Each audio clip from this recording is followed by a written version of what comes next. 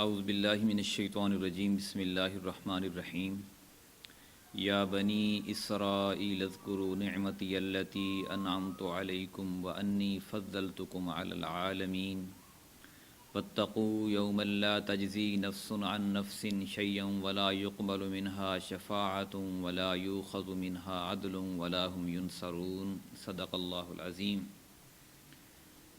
میرے انتہائی محترم دوستو بھائیو، ہم نے قرآن پاک کا سلسلہ وار پروگرام شروع کیا ہوا ہے۔ آج میں نے آپ کے سامنے سورۃ البقرہ کی آیت نمبر 47 اور 48 کی تلاوت کی ہے۔ اللہ تعالیٰ نے بنی اسرائیل کو مخاطب کیا ہوا ہے، اور نبی کریم صلی اللہ علیہ وسلم کی بعثت کے وقت یہی ایک قوم تھی جس کی ایک لمبی تاریخ تھی۔ تقریباً 1500 سال ہو چکے تھے اس قوم کی تاریخ کو، اور آج نبی کریم صلی اللہ علیہ وآلہ وسلم کی بعثت کو بھی 1500 سال ہو گئے ہیں تقریباً۔ تو آپ صلی اللہ علیہ وسلم نے فرمایا کہ بنی اسرائیل میں جو خرابیاں پیدا ہوئی تھیں وہ ساری کی ساری خرابیاں میری امت میں بھی آخری وقت میں جا کر ہوں گی، اور یہی کچھ ہم دیکھ رہے ہیں کہ جو خرابیاں بنی اسرائیل میں تھیں وہی خرابیاں اب امت محمدی صلی اللہ علیہ وآلہ وسلم میں ہیں۔ اللہ تعالیٰ نے فرمایا کہ اے بنی اسرائیل، مخاطب ان کو کیا اور پھر مسلمانوں کو بھی بات سمجھائی۔ یا بنی اسرائیل اذکروا نعمتی التی، یاد کرو میری اس نعمت کو جو میں نے تم پر کی، انعمت علیکم، جو تم پر میں نے انعام کی، جو نعمت تمام کی، وانی فضلتکم علی العالمین، کہ میں نے تمہیں تمام جہانوں پر فضیلت عطا کی۔ اللہ تعالیٰ نے بنی اسرائیل پر جو انعامات کیے ان کا تذکرہ اسی پورے رکوع میں بھی ہے اور آگے بھی ہے، کہ کس طرح ایک سے بڑھ کر ایک انعام اللہ تعالیٰ نے بنی اسرائیل پر کیا، اور کس طرح وہ قوم جو تھی وہ ناشکری کرتی گئی۔ سب سے پہلا انعام یہ تھا کہ اس وقت میں نبی کریم صلی اللہ علیہ وسلم کی بعثت سے پہلے اپنے دور کی وہ سب سے عظیم قوم تھی۔ سب سے زیادہ فضل اللہ تعالیٰ کا اس قوم کے اوپر تھا۔ پوری دنیا کی امامت اور حکمرانی اللہ تعالیٰ نے اس قوم کو عطا کی۔ اس میں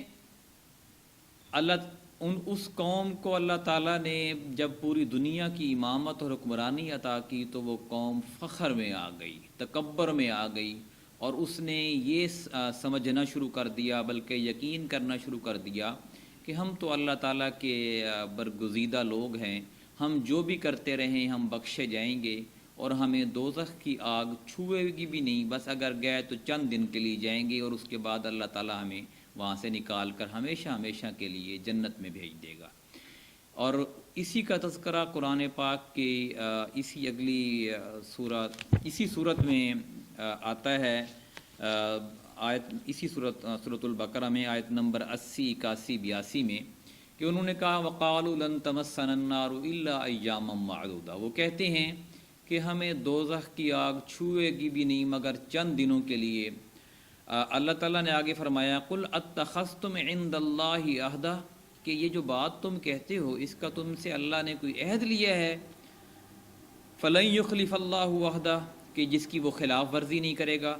ام تقولون علی اللہ ما لا تعلمون، یا تم ایسی بات کہتے ہو جس کا تمہیں علم نہیں ہے۔ بلا من کسب سیئہ، جو بھی برائی کرے گا، وَأَحَاطَتْ بِهِ خَطِیئَتُهُ، اور برائیوں کے چکر میں پڑا رہے گا، فَأُولَئِکَ أَصْحَابُ النَّارِ، وہ جہنم میں جائے گا، ہم فیہا خالدون، اور اس میں ہمیشہ رہے گا۔ والذین آمنوا وعملوا الصالحات، اور جو ایمان لائے گا نیک عمل کرے گا، اولئک اصحاب الجنہ، وہ جنت میں جائے گا، ہم فیہا خالدون، اور اس میں وہ ہمیشہ رہے گا۔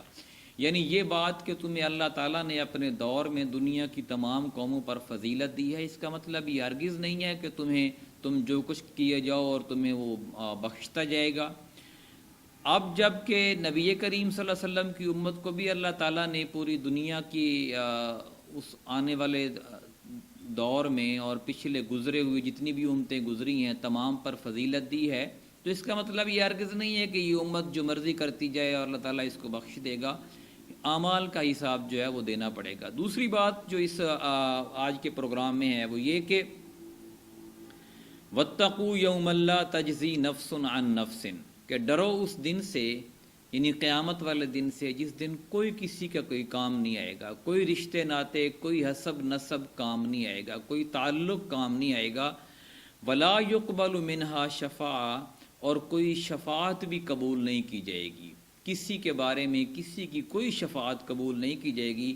ولا یؤخذ منها عدلا، اور نہ کوئی فدیہ قبول کیا جائے گا. جیسے دنیا میں آپ دولت دے کر اپنی برائی سے جان چھڑا لیتے ہیں، ظلم سے جان چھڑا لیتے ہیں، وہاں پہ کوئی دولت، کوئی تعلق، کوئی رشتہ، کوئی ناتا قبول نہیں کیا جائے گا. ولا هم ینصرون، اور نہ ہی کوئی مدد مل سکے گی. تو جو آپ کے اعمال ہیں انہوں نے ہی کام آنا ہے، اس لیے اپنے اعمال کو جو ہے وہ بہتر کرو. اللہ تعالیٰ سے دعا ہے کہ جو برائیاں بنی اسرائیل کے اندر پائی گئیں ہمیں ان سے بچنے کی توفیق عطا فرمائے. کل ہم مزید پڑھیں گے کہ کون کون سے انعامات ہیں جو اللہ تعالیٰ نے بنی اسرائیل کے اوپر کیے اور کیسے کیسے انہوں نے ناشکریاں کی. جزاک اللہ.